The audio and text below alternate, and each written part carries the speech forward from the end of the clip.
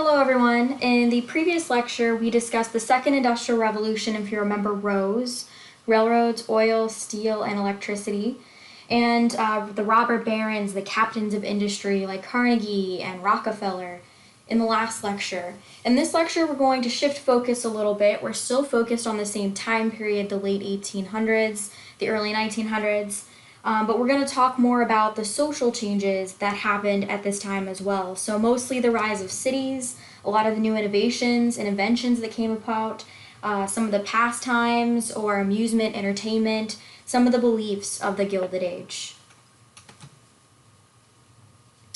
All right, so some of the things we're going to focus on. First things I'd like to start out with is explaining what the Gilded Age is in American history. The term is actually a sarcastic term coined by Mark Twain, the famous author, to describe this period of history. And as you will have noted in this lecture, this period, though given the term gilded, was full of problems for the average American citizen. Few would see this glitz and glamour of the area, rather most would experience the squalor in cities. They would experience the terror of factories. They're very dangerous. Many lost their lives in factories. They would experience the filth of crowded living and, again, the violence that goes along with crowded living. In general, the Gilded Age refers to the period after Reconstruction, so after about 1877, and includes the last few decades of the 19th century, when America transformed from small regional communities into national, modern, industrial communities. During this time period, the population grew very rapidly, almost doubling by 1900 since 1870 to reach about 80 million, and eventually reaching 105 million by 1920, so very rapid growth.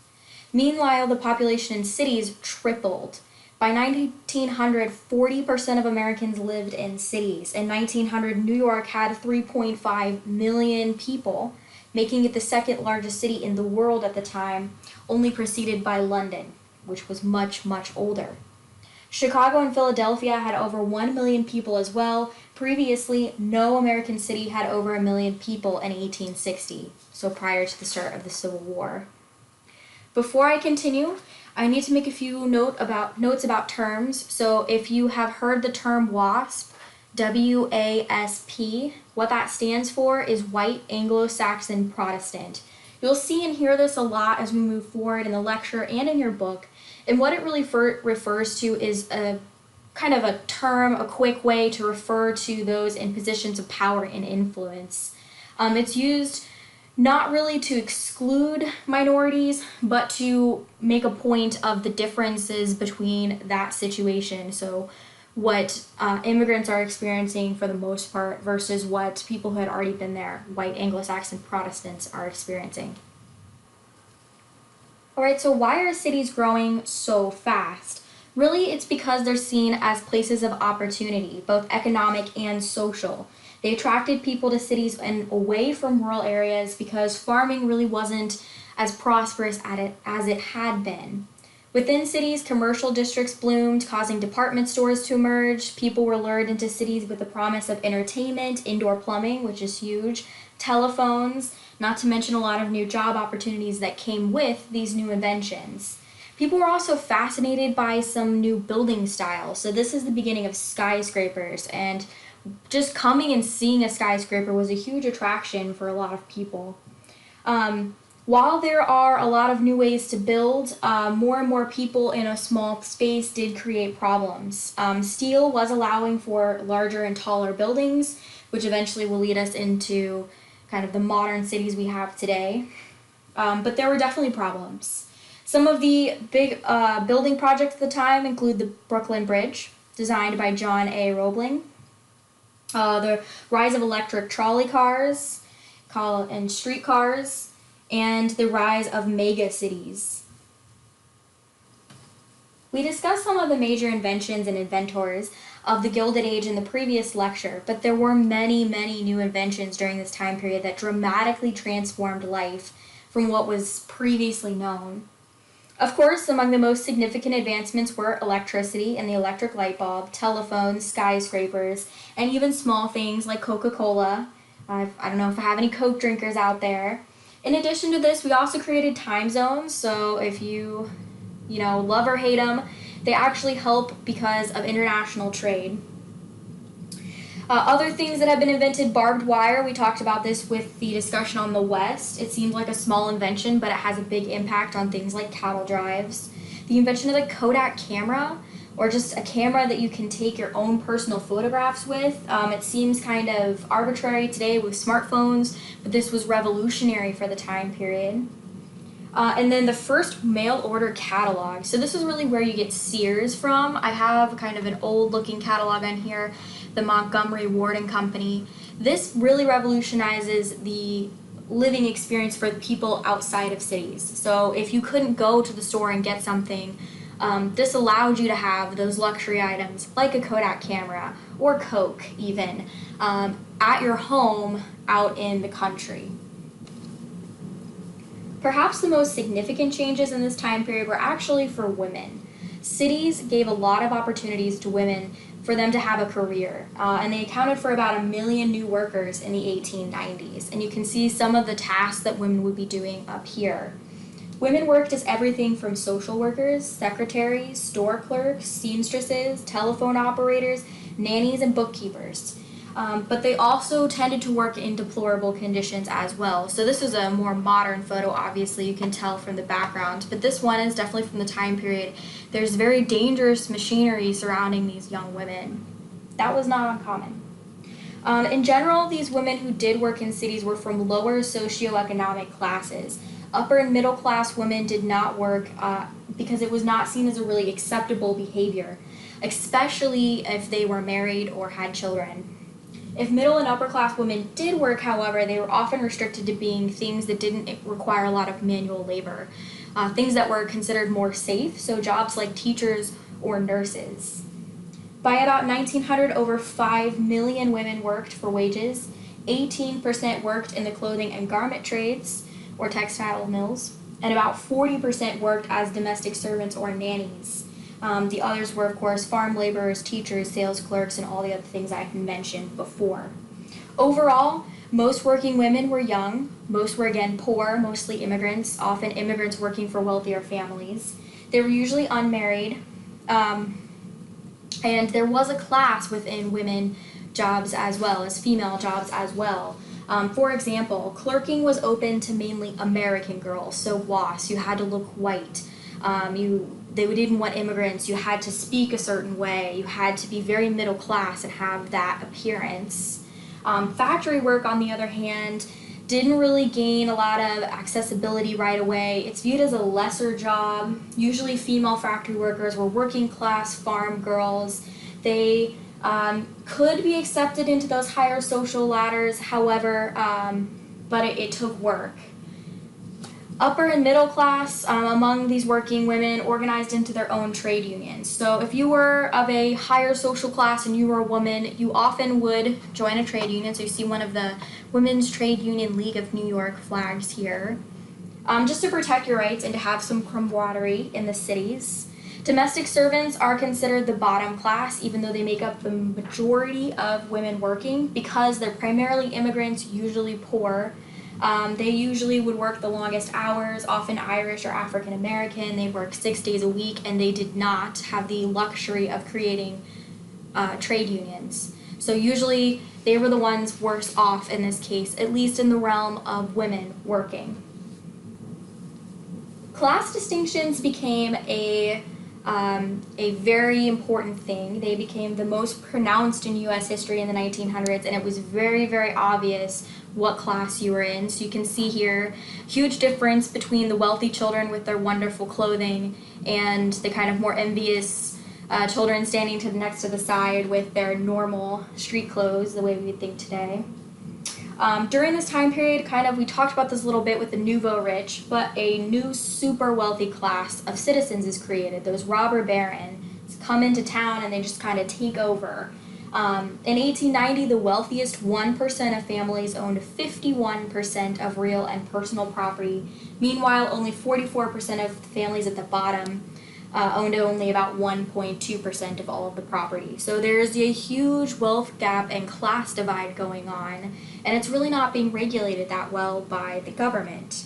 The poor And middle-class families accounted for 88% of families, but they only owned about 14% of the nation's wealth. The wealthy and well-to-do, on the other hand, made up about 12% of all the families in the United States at the time, but they held about 86% of the nation's wealth. So again, huge class divides. The wealthy during this time period lived in great excess. They typically traveled to Europe as children, they attended colleges or academies, they owned more than one home, they owned a boat, they owned a house, they owned an automobile, which were very, very rare at this time period. And they also usually employed several servants at multiple houses. In general, the wealthy believed in the identity of interest. They believed that each class had its own place in society and that you shouldn't challenge your position. This makes sense. They don't want those who are poor to challenge their position in society, so they wouldn't encourage things like that.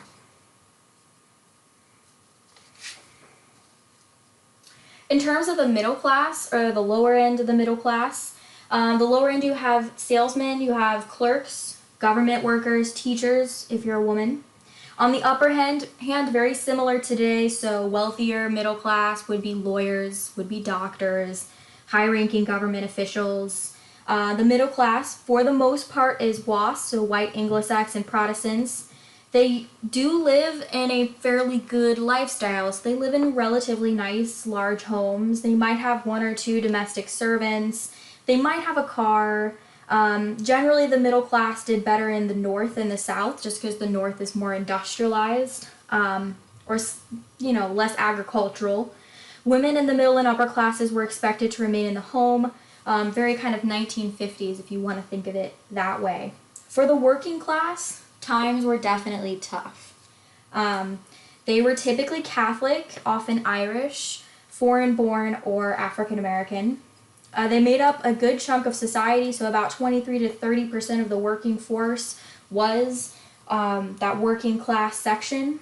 And oftentimes they were seasonal workers, especially in the South.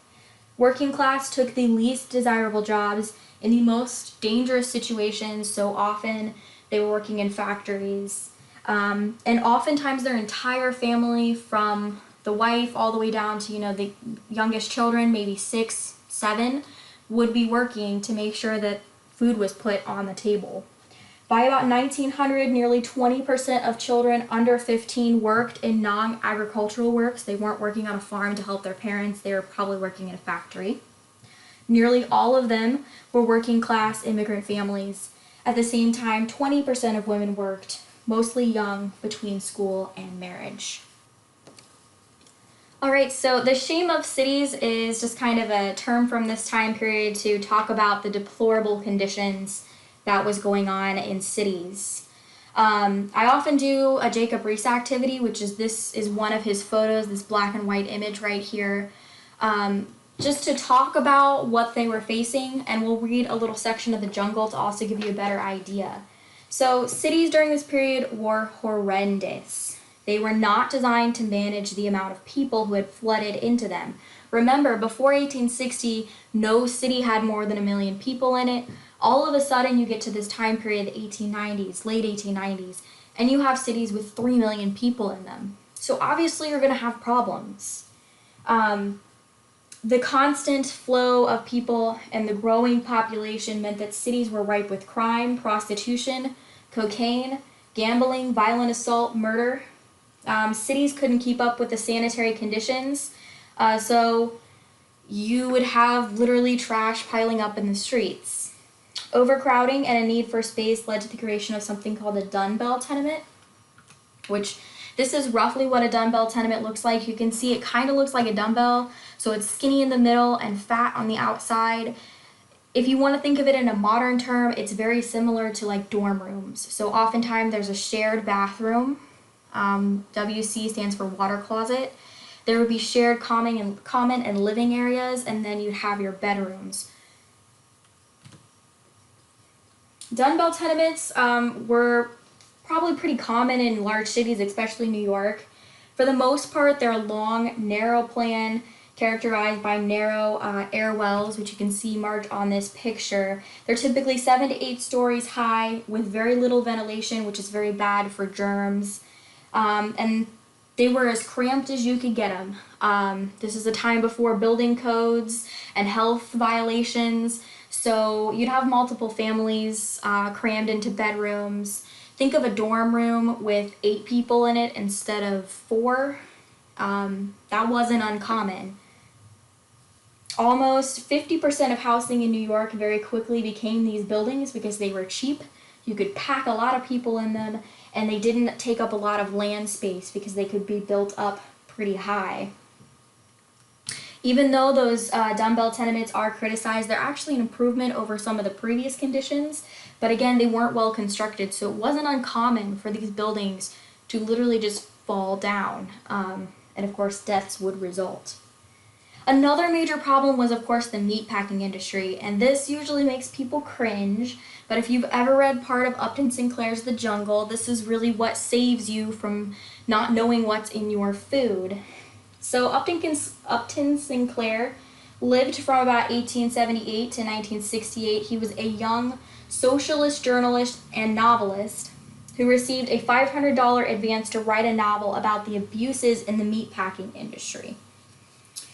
So he goes into the meatpacking industry. He spent 7 weeks investigating the subject in Chicago, eventually writing The Jungle and publishing it in 1906.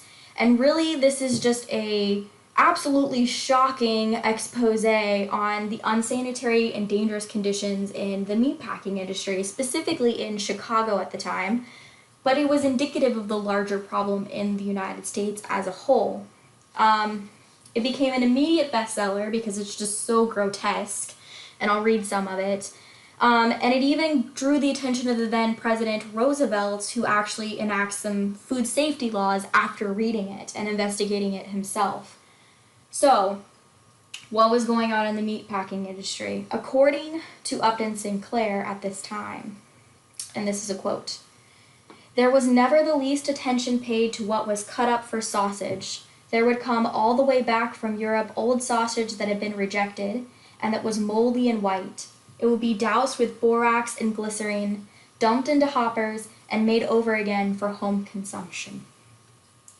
There would be meat that had tumbled out on the floor, in the dirt and the sawdust, where the workers had tramped and spit uncounted billions of consumption germs. There would be meat stored in great piles in rooms, and the water from leaky roofs would drip over it, and thousands of rats would race upon it. It was too dark in these places to see well, but a man could run his hands over these piles of meat, and sweep off handfuls of dried dung of rats. These rats were nuisances, and the packers would put poisoned bread out for them. They would die, then the rats, bread, and meat would all go into a hopper together. And that is what they would sell to everyone, from the poor to the rich, so it drew a lot of attention. Probably a good thing it drew a lot of attention. In an attempt to improve the, quote, shame of the cities, social crusaders began forming and attacking the problems that were plaguing modernization. And you see some of the more famous names up here, like the Salvation Army, the Red Cross down here, Clara Barton. These are just some of the groups that came out of the social crusaders of this time period. Most of the social crusaders were motivated by the fear of a violent revolution by the working class. So usually the social crusaders are actually fairly well-to-do, almost always white. This fear led to the emergence of social gospel advocates who argue that Christianity should improve life on earth rather than waiting for the afterlife. They sought to improve problems of alcoholism and unemployment. They worked as mediators between managers and unions and did much to spark the progressive reform at the turn of the century. Among the most well-known of the social gospel movement was a man named Walter Rauschenbusch. And yes, he has a German name, so it's very long. A seventh-generation minister whose father suffered from depression and alcoholism, Walter became the pastor of the tiny Second German Baptist Church in New York City on the edge of a crime-infested neighborhood known as Hell's Kitchen. And there is a common, well, maybe not common, but there is a show out about Hell's Kitchen on Netflix if you are interested. From this vantage point, he witnessed the social ills besetting the cities: poverty, crime, corruption, just general depravity. Unlike Christian revivalists who preached a message of personal redemption, he believed that these were society's sins. And to him, what the present crisis really needed was change from the cities. His thinking provided the underpinnings of the social gospel movement. Religious belief must be put into practice to right society's wrongs. God is acting and Christ is here now. Uncovering the true message of Christ was key to enacting the social gospel in the eyes of Walter. Like Thomas Jefferson, Walter believed that the authentic message of Jesus had been obscured by layers of literary assertions piled on by gospel writers, Christian apologists, and the Apostle Paul. Instead, Walter welcomed biblical criticism. He faced a lot of social and religious injustice, and he thought that Jesus was not simply someone to retreat and pray, but that Jesus would fight these social injustices, that he wouldn't take a passive approach. And it's from this perspective that Walter approaches changing or fixing the cities in America at the time. In 1907, Walter penned Christianity and Social Crisis, which remains a seminal statement of the social gospel theory. Rising from the beliefs set forth by Walter, you have, again, the rise of the Salvation Army, which arrived in the U.S. from England in about 1879 and appealed to the poverty-stricken. Most notably gives out soup kitchens, provides food. The American Red Cross, which was established in 1881 by Clara Barton, who had been a leading nurse during the Civil War. Mostly provides housekeeping and promoted things like street cleaning and public schools. Even animals at this time, and I didn't add this up here, but even animals do actually get some help, if you want to think of it that way. The American Society for the Prevention of Cruelty to Animals, so the ASPCA, is actually founded at the same time in 1866. As you can see on here, the Settlement House movement was primarily a women's movement, but it was part of that social gospel crusade or social crusaders. It was mostly created as a movement for northern white middle class and college educated women to get involved. Instead of being restricted to just teaching or nursing, they wanted to get involved in volunteerism and get involved outside of their house. This was only really permissible until you got married, but this has all kind of changed with Jane Addams and the rise of the Settlement House movement. Women were really prohibited from politics unless they were getting involved in, again, education or things that were seen as socially acceptable for them. She didn't really accept this, so she decided to get involved through volunteering and creating something called the Hull House, which is established in Chicago. Oftentimes you'll hear Jane Addams called St. James. She does actually go on to win the Nobel Peace Prize much later in life. Her houses were established as places for immigrants to be taught how to be basically middle white citizens, middle-class white Americans. They provided information on nutrition, health, childcare, places to gather and discuss, to learn English, which is very important. It helps them cope with the American big city life, which at this time was especially stressful. Ultimately, the house became a model for other houses in other cities. Jane Addams worked as an activist condemning the war, which was the Civil War at that time, as well as poverty, eventually winning her the Nobel Peace Prize again. Some of the other names you see on here, so Lillian Wald and Florence Kelly, you probably have heard of these before, but they took a lot of their inspiration from Jane Addams.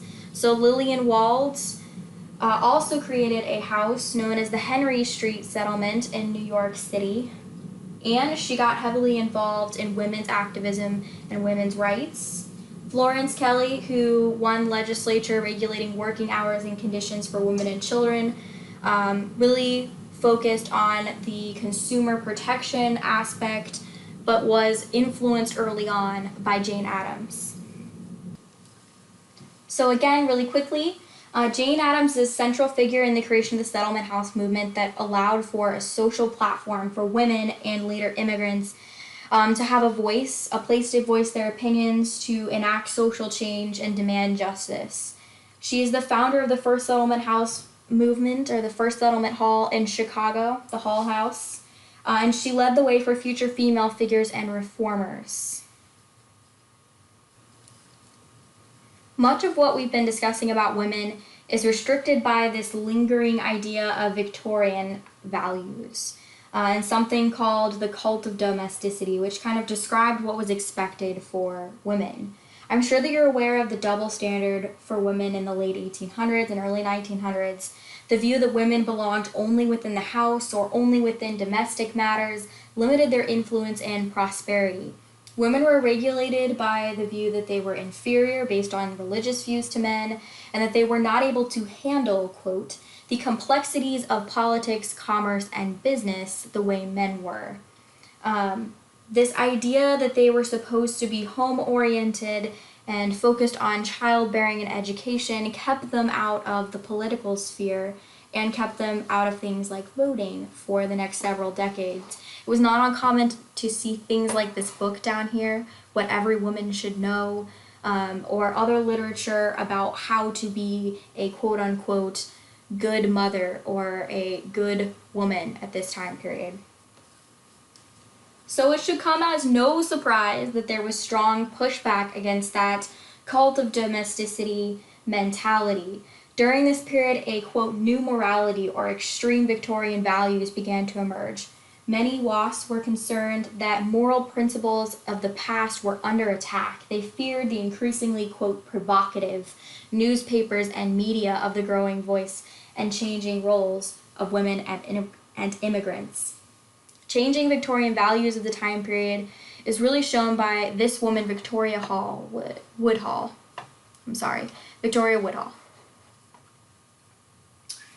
Victoria Woodhull is famous or infamous, however you want to see it, for the periodical titled Woodhull and Claflin's Weekly. It included feminist propaganda for women's suffrage, equal rights, and what she called, quote, free love, or not being forced into marriage situations or not being, forced into, kind of think of the 60s, if you want to think of it that way. Things that women would not have been favorable of. Increasing concerns against such publication by mostly those of the higher class meant that there were actually laws passed against publications like Woodhull's. The Comstock Law of 1873 is passed by Congress, and it forbid the publishing of provocative sexual material, and this included feminist discussions and things like the use of birth control could not be put in print. The passage of this law was a detriment, of course, to the gains of women during this time period, but it was part of that social gospel ideology that pervaded the time. Alright, so this brings us to the Crusade for Prohibition. This was also kind of one of those try to return to Victorian values viewpoints.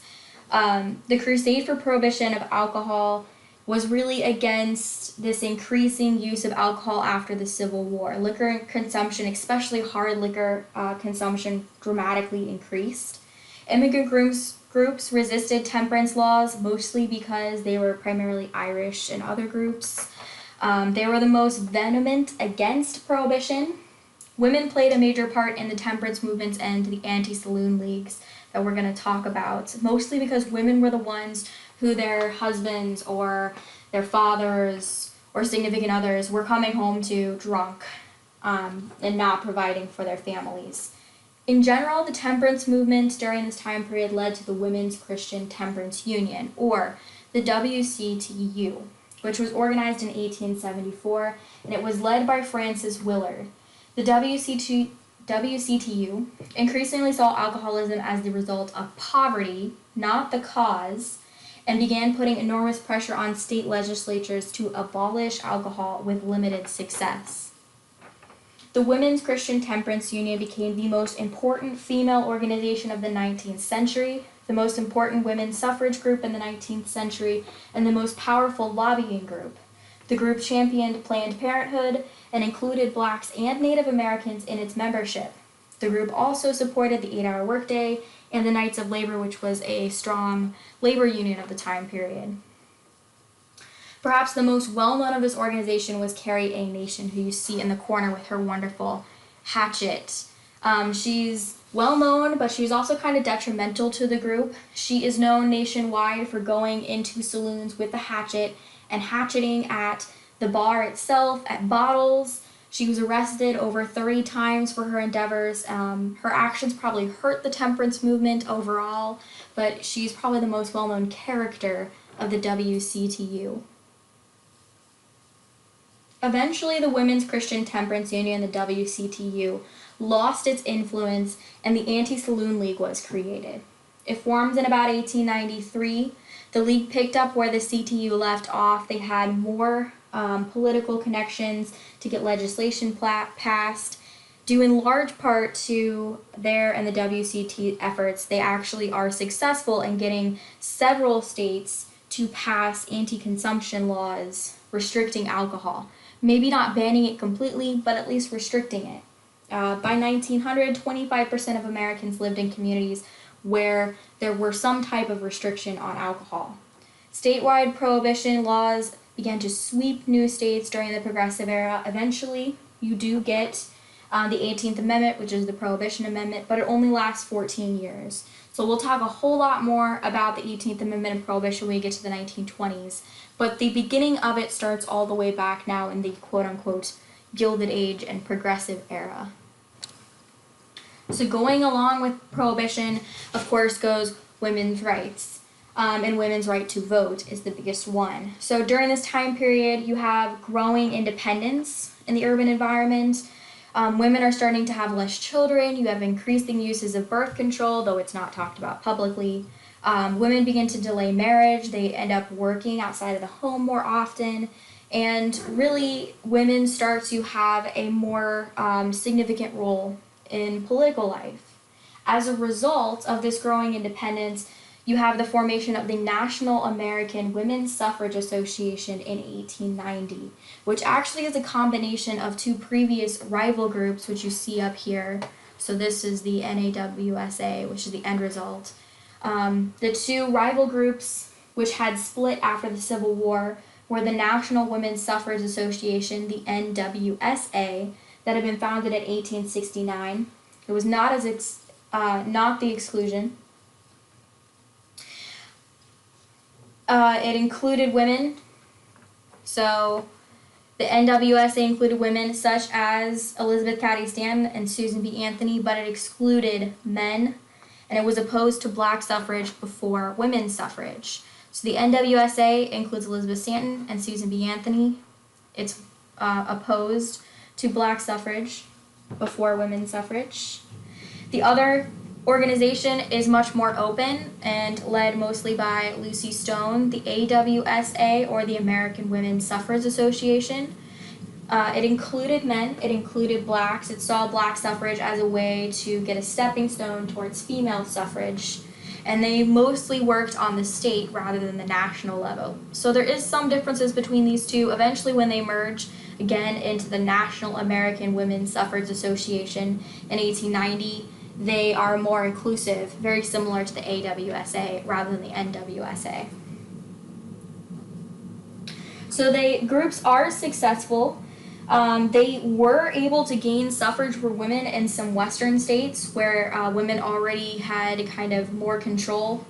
So in Wyoming, they gained suffrage in 1869, in Utah in 1870. They're very successful, but really not making a lot of headway until we get to eventually the 1920s again, and women actually gain the right to vote. But we'll talk about that in the later lectures when we get to the 1920s. So some of the gains for women during this period: women increasingly are allowed to vote in local elections, especially elections that have to do with education or schools. Again, Wyoming, Colorado, Utah, and Idaho granted full suffrage to women. In California, the liquor lobby defeated suffrage mostly because the liquor lobbyists had a lot more money than women's suffrage groups. But we did come very close, women, to getting the right to vote in California as well. Most states by 1890 had passed laws permitting wives to own or control their own property after marriage, ending the idea of femme couvert, which is over here. It's a French word, obviously, that basically says women, once they marry, are the property of their husband. So that was starting to end in many states. However, women's suffrage, again, still has a long way to go, and we'll talk more about it when we get to the next lecture. Alright, so we've had a lot of social upheaval and social changes, and the church is not going to be exempt from those changes. So the Protestant church in America suffered heavily from the dramatic population shift to cities, especially with the influx of a lot of Catholic immigrants, especially Irish. Dwight Lyman Moody, who you see pictured here, became a prominent American evangelist who set the pattern for later evangelicalism in large cities during this time. Moody left his mother's farm at 17 to work in Boston, and there was converted from utilitarianism to fundamentalist evangelicalism. In 1856, he moved to Chicago and prospered as a shoe salesman, but in 1860 gave up the business for missionary work.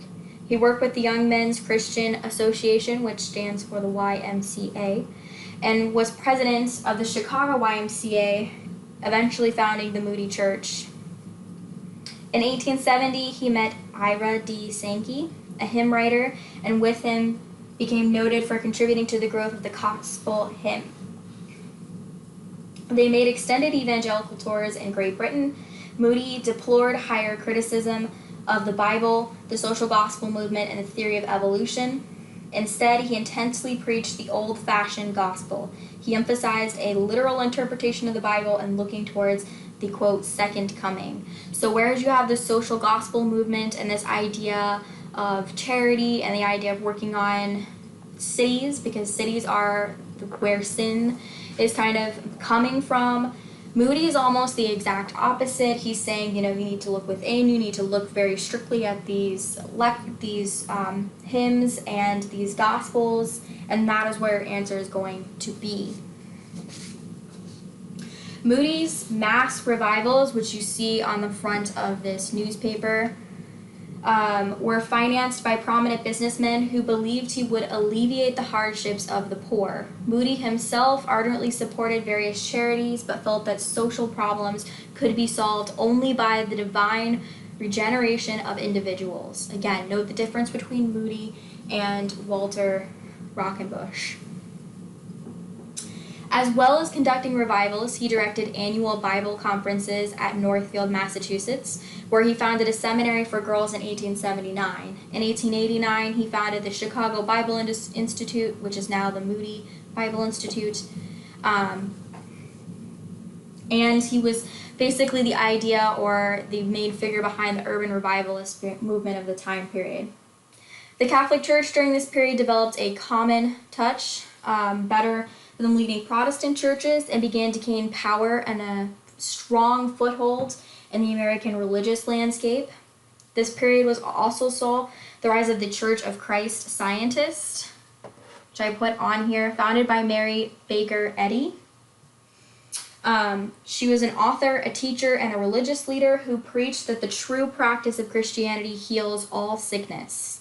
The basis of her views were outlined in her major work, Science and Health with Keys to Scriptures, first published in 1875. She founded the Church of Christ Scientists in Boston, Massachusetts. Today, the branches still exist all throughout the world, and in 1908, she actually launched her own international newspaper called the Christian Science Monitor, which actually has won several Pulitzer Prizes. Alright, so very briefly, because we did discuss Darwinism in the previous lecture, but I wanted to reiterate the ideas kind of very briefly here. Again, social Darwinism is based on the origins of species, It was published in 1859 that presented the theory that humans had slowly evolved from lower life forms. It summarizes the idea of the survival of the fittest mentality. Darwinism, or Darwinists, cast serious doubt on the literal interpretation of the Bible, especially the idea of creationism, and hence had a lot of pushback from Moody and others. As a result of these debates, conservatives or fundamentalists emerged who condemned Darwinism. They saw the scriptures as the inspired and unarguable word of God. In opposition to these conservatives or fundamentalists is, of course, the modernists, who refuse to accept the Bible in its entirety, especially the parts about creationism. As a result, you have two opposing rifts that form after the Civil War in churches and colleges, the quote-unquote conservatives and the modernists. Education changed a lot during the Gilded Age. Public education continued to gain strength.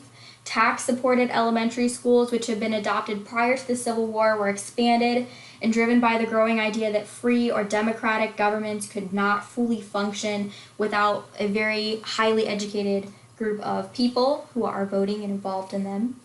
By 1870, most states had made achieving at least a grade school education compulsory or required. This rise in education helped to check increasing concerns surrounding child labor. If the child was required to be in school, less likely to be in a dangerous factory situation. Due to these changing attitudes, public high schools spread significantly by the 1880s and early 1890s, and, quote, normal schools, which normal schools are just teacher training academies, began to expand rapidly after the Civil War. Kindergarten, which is actually taken an idea borrowed from Germany, brought over by German immigrants, also began to be more state-supported, especially in the North and among wealthier classes. Private Catholic schools grew significantly due to, again, the new immigrant population, and they slowly became a pillar of the American education system as they were more integrated.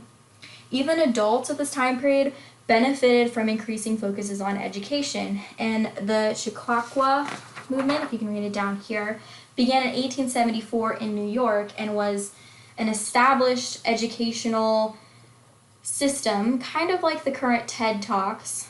They were quick lectures designed for adults, and they moved from state to state throughout the nation to share this information with adults. They featured very well-known speakers such as Mark Twain, and usually they were held in large tents, kind of like the church revivals that Moody would have. Eventually, home courses are created through letters and correspondence that enrolled over 100,000 adults in 1892. Due to these changes, illiteracy rates dropped dramatically from 20% in 1870 to only about 10% in 1900. Higher education changes as well. It also changes pretty significantly, especially for women who begin to attend college. By 1900, 25% of college graduates are women, which is a huge shift. The Morrill Act of 1862 granted public lands to states for the support of higher education. It's really through this, quote, land grant act. If you've heard the term land grant colleges, this is what it's referring to. That you have the rise of state colleges, and it becomes pretty common to have a state college. What they did, the Land Grant Act, is it provided money for state universities if they agreed to provide military training. So the ROTC program that still exists in many state schools and colleges today was part of this providing money. Later, the Hatch Act of 1887 is passed as kind of a supplement to the Morrill Act. The act provided federal funds to create agricultural experiment stations in some of the land-grant colleges. So they gave government funding to research for like breeding, disease-resistant strains of plants, having stronger, better animals, increasing production, and just having better uses for overly abundant crops, so better use of our agricultural products. On top of government assistance, you also had philanthropy founding several schools, and often these are kind of the what we think of as like Ivy League schools today. So places like Cornell and Stanford were actually founded by philanthropy. During this time period, you have a lot of sensationalist tactics in journalism. So while everything's going on, newspapers are really struggling to catch people's attention, and they want to make a lot of money. And they come up with a great way to make a lot of money, Joseph Pulitzer and Hearst, William Hearst, and something not always that ethical. Their idea is sensationalism, or shock and awe. The more surprising, the more shocking a news story, the more likely it is to sell papers, and the more likely they are to run it. Sensationalist journalism is finding the biggest and the best story of the time that would be the most shocking to the public, and then trying to make a profit off of it. This is the time of Joseph Pulitzer, the famous newspaper editor and publisher who helped establish this pattern of modern newspapers. In his newspapers, he combined exposés of public corruption and crusading investigative reporting on public stunts, publicity stunts. He had blatant self-advertising, and he is actually one of the ones who created this idea of comics and sports and women's fashion and illustrations in newspapers to make them almost like magazines and vehicles of entertainment rather than just newspapers as you thought of them before. After his death, he does give money to an endowment at Columbia University of Journalism, and of course, he establishes the idea of the Pulitzer Prize, which has been awarded annually since 1917. Perhaps less well known, but similar for his tactics and his ideas, is William Hearst. Hearst, during this time period, also built up a powerful chain of newspapers, but he is not quite as well known. He did use a lot of extreme sensationalistic journaling and editing to try and increase his circulation. They are checked, however, both Pulitzer and Hearst, by what was called syndicated news, like the Associated Press or The Nation, the scholarly news, kind of the highbrow news versus the everyday news. The Nation itself was actually founded by Edwin L. Godkin in 1865, and it was really for the elite and the well-educated. It's mostly read by professors and preachers, and it advocated civil service reform, changes in government, and moderate taxes. And tariffs. Most people were reading Pulitzer and Hearst. So there is a lot of literature about, quote, pushing back, and I put Jacob A. Riis in bold on here because, and you see his cover over here with some of his pictures, he's probably one of the most well-known for bringing forth through pictures and showing the middle and upper classes what people were living in. But there were many others as well. So we've talked a little bit about the gospel of wealth and millionaires' defense for their surpluses in the previous lecture, but then there was a lot of pushback from writers against this idea. In 1879, Henry George wrote Progress and Poverty, in which for a single land tax of 100% on growing land values to stop speculation and curb the growth of massive wealth for the few. So his plan was a land tax. During his writing, though, land was still plentiful on the frontier. Increasing demand had dramatically increased property values, which had made land speculators rich. With his new tax proposal, he felt that everyone would be able to buy land. Workers would become farmers, resulting in labor shortages in cities, which would increase labor demand, drive up wages, and reduce unemployment. He felt that this new tax would end crime and bring people back to the farming land by making it cheap again. But his plan never came to be because it absolutely horrified the wealthy elite. Shocker. Following the lead of Henry George, Edward Bellamy in 1888 wrote Looking Backwards, which I also put up here.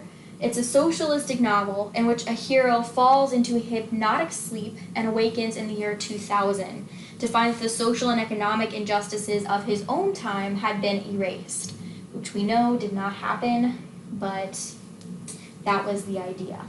Instead, the new government had nationalized big business to serve the public, it had abolished money, and ended unemployment. In this new society, there were no strikes, no violence, and universal prosperity, so it's a utopian society. As a result of this novel, Bellamy or nationalistic clubs emerged to discuss utopian socialism, and they eventually would influence the populist movement, which we'll talk about in the next lecture. Henry Dermis Lloyd in 1898 also wrote Wealth Against Commonwealth, one of the first ever anti-business tracts to be published by a member of the elite. Lloyd criticized the Standard Oil Company, Rockefeller's company, for its corruption and suggested socialism as a solution to the nation's growing problems gained through peaceful means. Thorenst, which I put up here, the theory of the leisure class, was assaulting the nouveau rich. And then Jacob Riis, which focused on photography. He was a photojournalist. He wrote How the Other Half Lives in 1890, where he exposed the dirt, disease, vice, and misery of the then rat-infested New York slums. He, again, heavily influenced Theodore Roosevelt, very similar to The Jungle. And then lastly on here is actually a woman, and if you ever take a feminist history class, you'll probably have to read part of this. Charlotte Perkins Gilman, who in 1898 wrote the groundbreaking book, Women and Economics, though today it wouldn't be groundbreaking at all, it seems like common sense. She called on women to abandon their dependence on men and contribute to the larger life of the community through, quote, productive involvement in the economy. So basically she wanted women to get out of the house and start working and earning their own wage in order to be independent. And she suggested cooperative kitchens, facilities for women to participate in the workforce as a group, centralized nurseries to help take care of children, basically childcare, which is what we have today. So a lot of her things were radical for them, but are just kind of standard practice today. So some of the last things I wanted to talk about really quickly is literature. And some of the most well-known literary works from this time is, of course, Mark Twain and Emily Dickinson. But we also had those of like Walt Whitman, Horatio Alger. There's a change in this time period in general from kind of this romanticized, idealized type of writing more towards a realism. And that's shown by a lot of these authors. So Horatio Alger, the first one on our list, was a juvenile fiction writer who portrayed America as the land of opportunity to young readers. He wrote rags to riches stories typifying the American dream, showing that virtue, honesty, and industry would lead to success and wealth. Walt Whitman, the next one on our list down, wrote a revision of The Leaves of Grass, Oh Captain, My Captain, inspired by the assassination of Lincoln. Emily Dickinson, who is pictured on this slide right here, gained widespread popularity and is still known today as one of America's most gifted lyric poets. And Mark Twain, of course, who coined the term Gilded Age, wrote several masterpieces, including The Adventures of Tom Sawyer, The Adventures of Huckleberry Finn, and others. Twain captured the frontier realism and humor in an authentic American dialect. Of course, we can't leave this kind of discussion of entertainment without talking about baseball because it's remembered as America's pastime. And really it gets its start before the Civil War. Baseball starts out as small leagues, just kind of a group of friends playing against, the group of friends 2 neighborhoods over. Grows in popularity during the Civil War. And eventually when men return back from the Civil War, start settling down and population grows, cities grow, and you start to have your first pro team, which the first pro team is actually Cincinnati in 1871, so in Ohio. Woo. Teams really develop and expand throughout the rest of the 1890s, and it is, again, a pastime for the more wealthy, more well-to-do, so the middle and upper classes, during the 1890s. So just a brief side note on art during the Gilded Age. The realist school also became popular in art form. So we had it in literature, it also shows up in art. Many Gilded Age artists focus on capturing images of daily life. Rather than distorting or altering the images they saw, they wanted to paint it as real as they could. Among the most well-known artists of this time is Winslow Homer. He was a preeminent marine painter. Also James McNeill Whistler, who is a known portrait painter of the time period. All right, so that brings us to the end of our quick discussion on industrialization and urbanization. So it is a two-part lecture. Questions to consider I threw up here for you guys to just think about. To what extent were reformers in the late 19th century successful in improving living conditions and morality in the cities? And can you analyze the factors that led to urbanization in the late 19th century? So can you talk a little bit about new technology? Can you talk about the increasing population? Can you talk about lower farming prices? All of those things and more are things that should go into that type of discussion. So yeah, good luck. Make sure you email me with any questions or concerns.